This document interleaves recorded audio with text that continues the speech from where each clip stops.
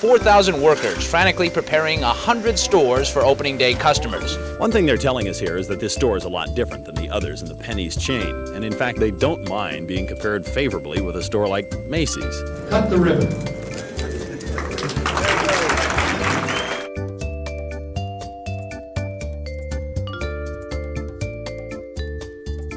March 4th, 1984, Capital Region shopping changed in a big way. Crossgates Mall opened in Guilderland after 6 years of planning, but town leaders and residents were divided on whether to build at all. Here's Chris Capostacci. Within 6 weeks of the Crossgates announcement, the Guilderland Town Board voted to rezone 116 acres of the pine bush for the mall. Builders brought an environmental impact study and promised to put aside 60 acres of sensitive land for preservation.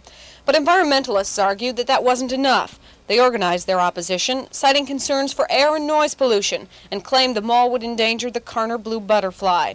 In June of 1980, both sides began to state their cases at hearings on whether Crossgates should be granted all the necessary permits. What I am doing is that I am declining at this time to issue or to deny the permits that are required for the project. In November of 1980, ENCON Commissioner Robert Flack, sensitive to the opposition, delayed his decision on Crossgates, asking for more information. But by September of 1981, he gave the final okay. Then in December, opponents lost another major battle. You're ramrodding it through when the majority of the people don't want it, and you're simply not listening. The Guilderland Zoning Appeals Board also granted approval. Then in 1982, a last-ditch effort from Guilderland Supervisor Kevin Moss, who wanted to rezone the mall site, thus blocking construction, but it didn't work. In June 1983, 5 years to the month since plans were announced, the first load of concrete was laid where one of Crossgates' 4 anchor stores, JCPenney's, now stands. Chris Capostacci, 13 News. Once the mall was up, stores scrambled to get ready for opening day as nearby older shopping centers tried to keep spirits high. This is Stuyvesant Plaza, about a half mile from the Crossgates Mall. Officials here say they expect the new mall will actually help the business here at the plaza. JCPenney closed its Westgate Plaza store in Albany to open in Crossgates, and employees were all offered jobs at the new, more modern store. It's new and it's big, but we still like Westgate. Yeah. Gonna miss it? Yes. As that was going on, construction crews rushed to finish the final touches for 100 other stores. The mall estimated 10,000 shoppers would visit each day, and they wanted to be ready for them. You can bet tonight will be a busy night here at the Crossgates Mall as all these workmen burn the midnight oil to make sure everything gets opened up on time. We're gonna work until it's done. After all that, the big day finally came, and shoppers were mostly pleased once they found a parking space. Here's Miles O'Brien. The parking lot overflowed with cars. Traffic jams forced motorists to crawl in for the grand opening. Inside, a sea of humanity roamed the mall's 2 levels. Bargains could be found at every turn. This store drew a large crowd by giving away 500 free porcelain dolls. Most other stores were satisfied with a more traditional grand opening sale. And what would be a mall opening without a ribbon-cutting ceremony? The dais was filled with all kinds of local dignitaries, including ENCON Commissioner Henry Williams and Albany Mayor Tom Whalen. He's cut the ribbon. It's hard to believe this was the scene on Saturday. 4,000 workmen were still on the job all through the night, putting on the finishing touches. But finish they did, and most customers seemed pleased. I like a new mall. I like a new place to come shopping, so it didn't bother me. It will give a lot of work to people.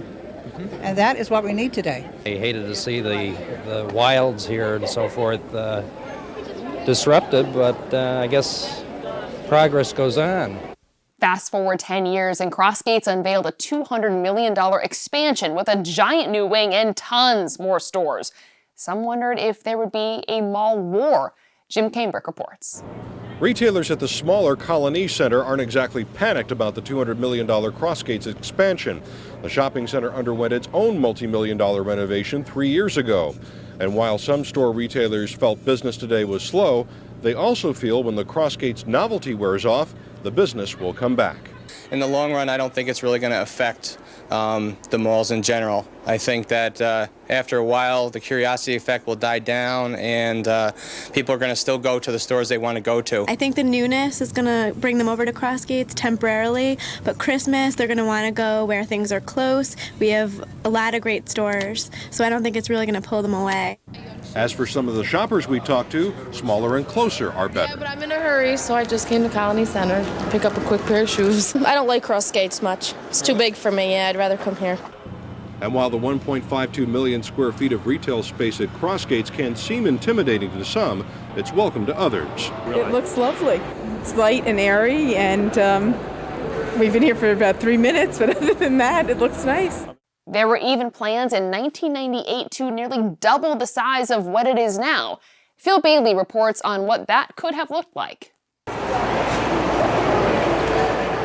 Crossgates' parent company, Pyramid, had planned to spend $100 million to double the shopping mall's size, add a 12-story hotel, an ice rink, and 2 more floors of stores. And the announcement they're abandoning those plans is prompting cautious jubilation by opponents, like Don Sapos, a member of Friends Organized to Resist Crossgates Expansion, known by the acronym FORCE. It was just too much. It didn't fit the character of the neighborhood.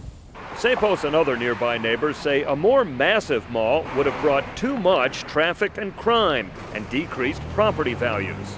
Meanwhile, Crossgates purchased $5,000 options to buy dozens of properties where the expansion was supposed to go, like these. Now those options are expiring and the landowners can keep the money.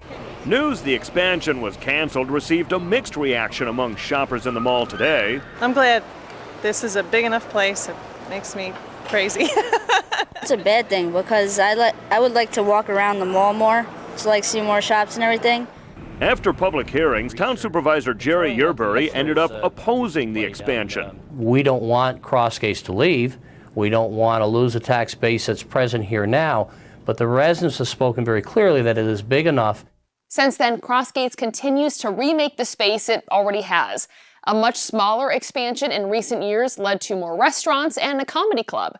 Some spaces once used for other businesses have been converted to bowling, a trampoline park, extensive arcades, and more. It's part of a strategy to keep shoppers coming and stay relevant during an online era. For more coverage of past news events in the Capital Region, head to our News Channel 13 YouTube page and click on News Vault. For now, opening News Vault 13, I'm Rachel Teedy.